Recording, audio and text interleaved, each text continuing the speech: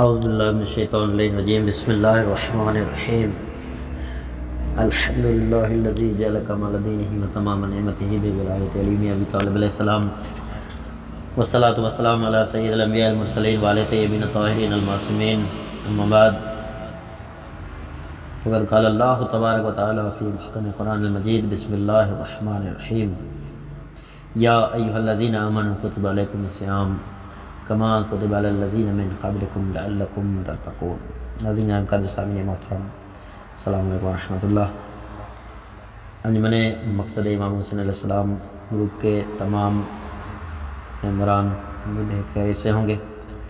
آج کا ہمارا درس احکام، روزے کے احکام کے متعلق چوتھا درس آپ عزیزان کی بارگاہ میں حاضر ہے۔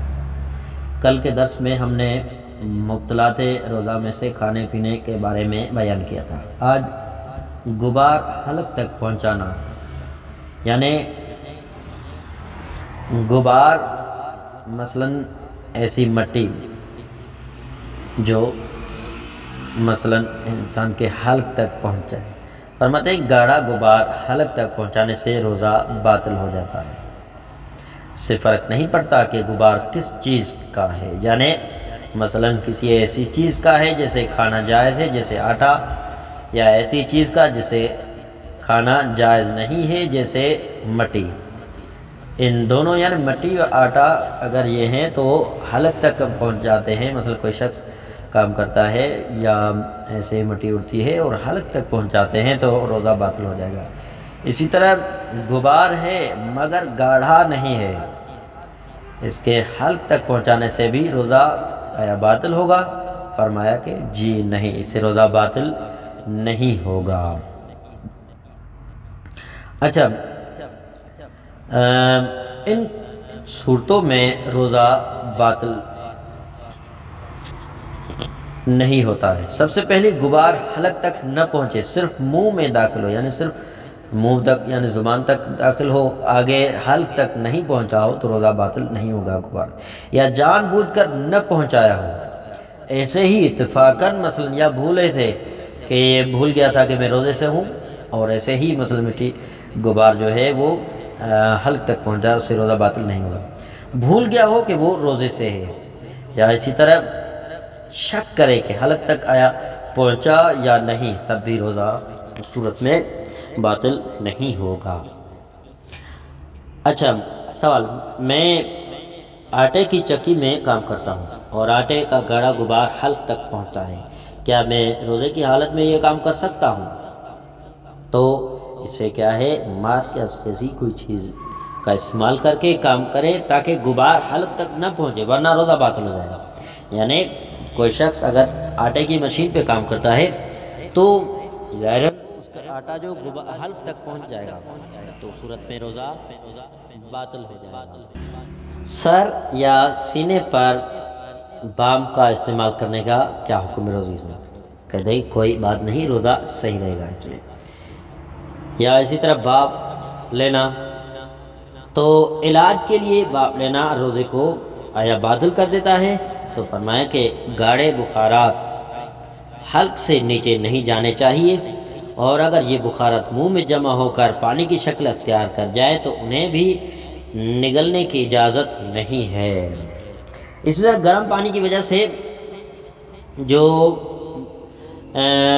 بخارات ہوتے ہیں مثلا واش روم وغیرہ میں، تو ایسے بخارات اگر سانس کے ساتھ چلے جائیں تو کوئی حرج نہیں ہے۔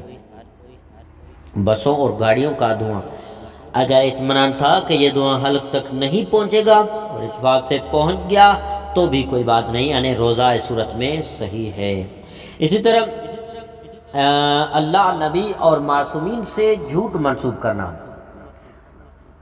چاہے روزہ ہو یا نہ ہو، جھوٹ بولنا حرام ہے، اور کسی سے جھوٹی بات منسوب کرنا بھی حرام ہے۔ معصومین سے کسی جھوٹی بات کو منسوب کرنے کا گناہ اور بھی زیادہ ہے۔ ان میں سے روزہ کس سے ٹوٹ جاتا ہے؟ اللہ کی جانب جھوٹ بولنے سے، انبیاء علیہ السلام سے، یا شہداء معصومین علیہ السلام سے؟ فرمایا کہ اللہ سے جھوٹی بات منسوب کرنے سے روزہ ٹوٹ جاتا ہے۔ انبیاء علیہ السلام سے جھوٹی بات منسوب کرنے سے بھی روزہ ٹوٹ جائے، اسی طرح ائمہ سے بھی جھوٹی بات منسوب کرنے سے روزہ ٹوٹ جاتا ہے۔ یعنی اگر کوئی بات ایسی ہو جس کے بارے میں معلوم نہ ہو کہ یہ کس کی ہے، تو وہ بات آپ نے جہاں سے سنی ہو یا جس کتاب سے پڑھی ہو تو آپ وہاں سے حوالہ دے کر نقل کریں۔ لیکن اگر آپ کو پتہ ہے کہ یہ بات امام نے نہیں فرمائی ہے اور آپ کہو کہ یہ امام نے کہی ہے، تو یہ حرام ہے، چاہے روزے کی حالت میں ہو یا روزے کے بغیر ہو۔ اگر روزے کی حالت میں ہے تو اگر یہ جھوٹ منسوب کیا اللہ، نبی یا امام کی جانب، تو روزہ باطل ہوتا ہے۔ اسی طرح جھوٹ بولنے منسوب کرنے کا انداز کیا ہے؟ مثلا بولنا، لکھنا، اشارہ کرنا یا کسی سوال کے جواب میں میسج وغیرہ کرنا یا ایسی جھوٹی بات کہنا اس کی جو تائید کرے، اس جو منفی میں کہنی چاہیے یہ مثبت میں کہہ رہا ہے، تب بھی یہ جھوٹ بولنے کے توجہ جانتے بوجھتے جھوٹ منسوب کرنے سے روزہ باطل ہو جاتا ہے۔ سچ سمجھتے ہوئے نقل کیا، بعد میں پتہ چلا کہ جھوٹ تھا، اس صورت میں روزہ صحیح ہے۔ یعنی اسے معلوم تھا کہ یہ بات سچی ہے، لیکن اس کے بعد میں معلوم ہوا کہ یہ جھوٹی بات تھی، تو اس صورت میں روزہ صحیح ہوگا۔ نہیں معلوم سچ ہے یا جھوٹ، ایسی بات نقل کرنا ہو تو حوالے کے ساتھ نقل کریں۔ اسی طرح حالت روزے میں قرآن پڑھتا ہوں مگر میری قرات خراب ہے، میرا کوئی ارادہ خدا سے غلط بات منسوب کرنا نہیں ہوتا، تو میری نیت حصول ثواب ہوتی ہے، کیا میرا روزہ متاثر ہوگا؟ فرمایا کہ جی نہیں، لیکن قرات بہتر کرنے کی کوشش کریں۔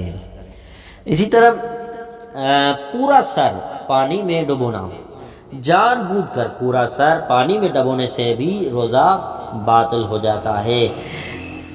ان صورتوں میں روزہ باطل نہیں ہوگا۔ کون سی؟ کہ بھولے سے ایسا کیا ہوگا کہ مثلا اسے بھول گیا کہ میں روزے سے ہوں اور پورا سر نہیں ڈبویا یا کچھ حصہ ڈبویا، یا آدھا سر ایک بار اور آدھا سر دوسری بار ڈبویا، یا بے اختیار پانی میں گر گیا اور پورا سر ڈوب گیا، کسی اور نے زبردستی ڈبو دیا، یا شک کرے کہ آیا پورا سر ڈبویا یا نہیں۔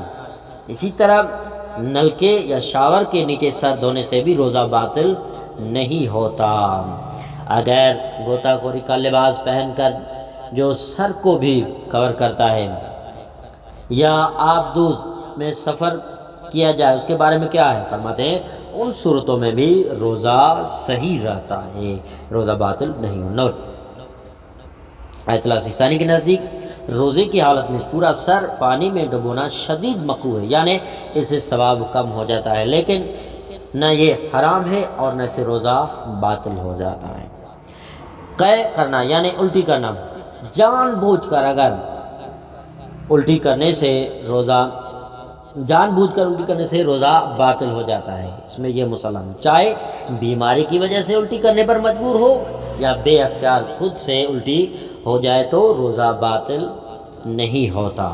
یعنی بے اختیار تھا، ایسے ہی آ گئی تو روزہ باطل نہیں ہوگا، لیکن جان بوجھ کر اگر الٹی کر رہا ہے تو روزہ باطل ہو جائے گا۔ اگر بھول جائے کہ روزے سے ہے اور الٹی کر دے تو بھی روزہ باطل نہیں ہوتا۔